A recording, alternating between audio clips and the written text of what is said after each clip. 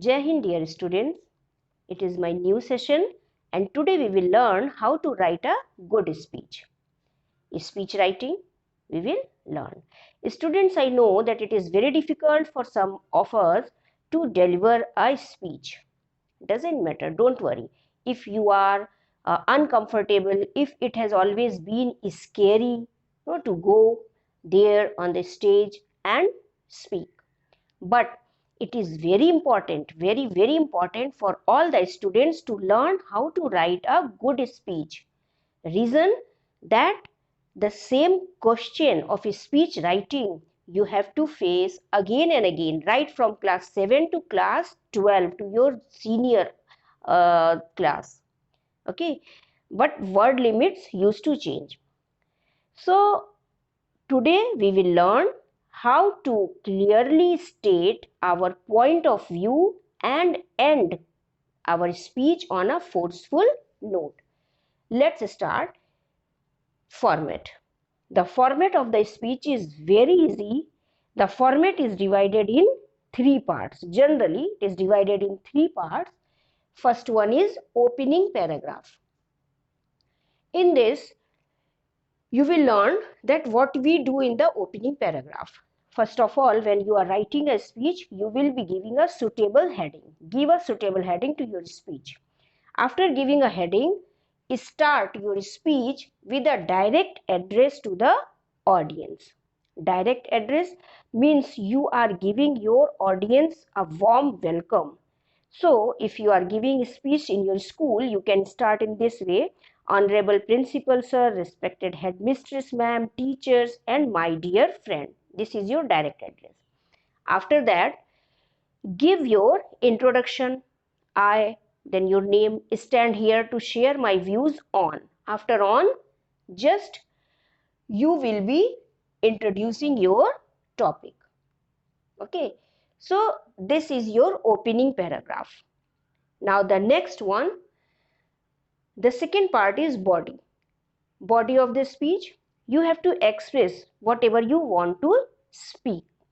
So in this part, in this paragraph, you have to express your views. And whenever you are expressing your views, the tone should be conversational. Conversational means as you talk to your friend. In that way, you have to write, you have to express your views. And when our tone is conversational, we use personal pronouns. Personal pronouns means I, we, you. So you will be using these pronouns. You can write, you will agree that, I hope you realize that, in this way. So that will be your personal pronoun. Next is that we have to add some interesting facts. Whenever we are adding the interesting facts, it means that we are adorning our speech with the ornaments. Adorning means we are decorating. So we have to decorate our speech with the ornaments. So these, whatever we are adding, these are the ornaments of the speech. Interesting facts you have to add. You have to add suitable quote by any famous writer. No, that will make your speech impressive. You have to add examples also. You have to add humor also. Why do we add humor? Because usually speeches get monotonous, it gets boring. So you can add humor to make your speech interesting to the audience. But humor should be strictly connected to the topic on which you are speaking. You can also add anecdotes. Anecdotes means any story or incident that will make your speech not only personal but authentic and convincing also. Quotation also you will be adding to adorn it. So any famous quotation that will give your speech depth also and authenticity also. But remember that too many ideas can also confuse your audience. You have to ask the questions also in your speech. Whenever you are delivering or writing a speech, you can add your questions also direct to the audience. But the questions should be thought-provoking. I will be telling you what type of question. I have added here and a specimen also. Now see the third part. The third part is called concluding paragraph. Means now you are summing up. Okay, you have reached to the end. So when you are summing up your speech, when you are ending in your concluding paragraph, the tone should be persuasive. Means you are invoking, you are just speaking your audience or writing to your audience in such a way. Don't you agree? Isn't it? So this is called persuasive tone. So it should be there to make your speech effective. Be brief means whenever you are writing, at last you are concluding, so you have to be brief with the most powerful point, giving a message to the audience. The next one is your conclude the topic in 1 or 2 lines, giving the message. Next one is don't forget to thank your audience. Don't forget to write thank you at the end of your speech. And if you are delivering, don't forget to say thank you. That is very important to write thank you to your audience. Sometimes your speech becomes boring. So thank you word covers that. Okay. So don't forget to say thank you or write thank you. It is important. So that was the format. Now students, I am just sharing you some tips. Sometimes students face those questions in their examination which they do not get any content. Immediately they have to write, so they do not get any content what to write. So I am sharing here some tips that what you will be doing when you get such type of question. You have to follow the rule of coder. CODER, that is coder, that is the short form. What is coder? If you are following the rule of coder, you will be able to answer any of the question. Okay, let's understand what is coder. C. First of all, C. C stands for collecting ideas. So as soon as you get your question, start collecting the ideas, start thinking. And when you are thinking, you have to collect those ideas which are related to your question, no, to the topic. So start collecting the ideas, as many ideas you can start collecting. After that, O for order your ideas. Order means organize your ideas. Whatever ideas you have collected in your mind, organize it. Okay, arrange in an order. Then D, what does D stand for? Means draft your ideas. Draft means you have to give an outline, okay, to your ideas. It means an early version of a written work, means a preliminary sketch. So give an outline to your ideas as you do in your story writing. As you get the question outline, sometimes you get no, so that outline, that means draft. So draft your ideas means outline to your ideas. Then edit your draft, that is E for edit, means pick out all the incorrect words, all the incorrect sentences or ideas, whatever you feel that it is not good, and replace with the correct thing. So that is called editing. So edit your draft. Last one is R. R means revise. Revise the draft. Whatever up to now you have collected your ideas, no, C for collection, O for organize, D for draft, E for edit, means whatever you have, whatever process you have done, now revise the draft, and now whatever is there in your mind, it is final. So in this way, you can follow the rule of coder to write any question, not only of speech but any of the writing skill question. You can follow the rule of coder in any of the writing skill question, whether it is a speech, letter, article, paragraph, anyone. Okay, but in speech, because sometimes it becomes very difficult to write a speech. That's why in speech you can follow this coder. Now I have added here a specimen speech. See the question. Although your school has been declared a polybag free zone. No. So this is a speech, and I have given the answer also here.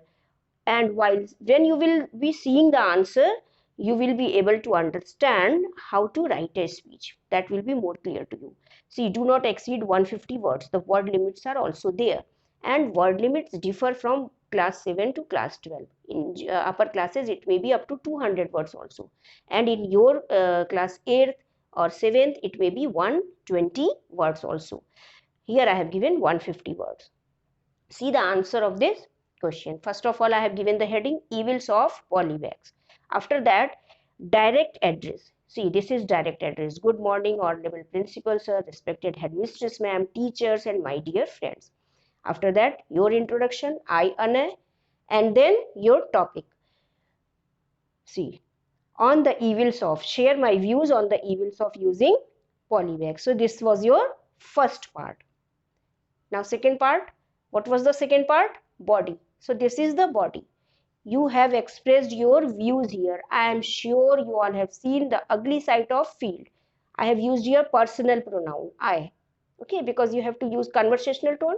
So this is your conversational tone. When you will go through the full paragraph, you will get that it is written in conversational tone. You have to add some facts also. No. So these are the facts. These polythene bags and plastic do not decompose like organic waste, so they remain in the same condition for thousands of years. So this is the fact. We use fact in order to grab the attention of the audience. So you must write some interesting facts that would keep on holding the attention of your rider. Means whatever you are saying to hold the attention of your audience. Okay, so I have added here fact also. You have to add the question also. See the first line. So what is the solution? In this way you also can add the question. We have to find an alternative to polybags. The best solution is using a cloth bag. See the quotation. Go green, plastic is obscene. So quotation also is added here. And powerful point whenever we are summing up. No. So at last, this is the concluding part. So a powerful point is also added there. See, don't you agree? This is the persuasive tone. Don't you agree that we shall start today? Today only, by promising to make our school a no plastic zone. So this is a persuasive tone. At last, thank you is also written there. It is compulsory to write thank you in the last of your speech. Okay. Now, see the next one, home assignment. The home assignment, go through the question. Unfortunate, we are ignoring the importance of our health and are playing havoc with it. In the light of this, prepare a speech highlighting the importance of yoga, a way of life. Not only strengthens our body but also calms our mind. You have to write within 150 words. Okay, so you can write now. Now students, the most important part is the language whenever you are writing any writing skill. So the language of your speech should be short, means you have to use short and simple sentences. Okay, make right use of vocabulary. Right use of vocabulary means the correct use of words. Use easily understandable language. The language your audience can understand easily if you are writing in simple words with the right use of vocabulary only wherever it is needed. Okay, so each speech must be written using correct words, correct sentences and the ideas. And the audience are also different, so you have to suit, means you have to choose those words which would suit the kind of your audience, those who are going to hear you deliver your speech. So if you think that we will be flooding our speech with vocabulary words, so it would not be effective. Okay, so use present tense. Generally whenever we write a speech, we write our speech in the present tense. Okay, that was all. You have to use these all things, students, to make your speech more effective. And you know that a good speech is always argumentative than an article, because article also demands a formal treatment. a systematic development. Okay, in that also we express our ideas in a coherent manner, but it is different from speech, as speech is more conversational in tone and style. Okay, we have to use and add phrases, quotations to draw the immediate attention of the audience, and you have to justify also everything, whatever you are speaking to the audience or whatever you are writing for your audience. So that's why article, sometimes students are confused in article and speech. That's why I have given you at last. I hope you all have understood, students. Thank you. Goodbye. Take a good care.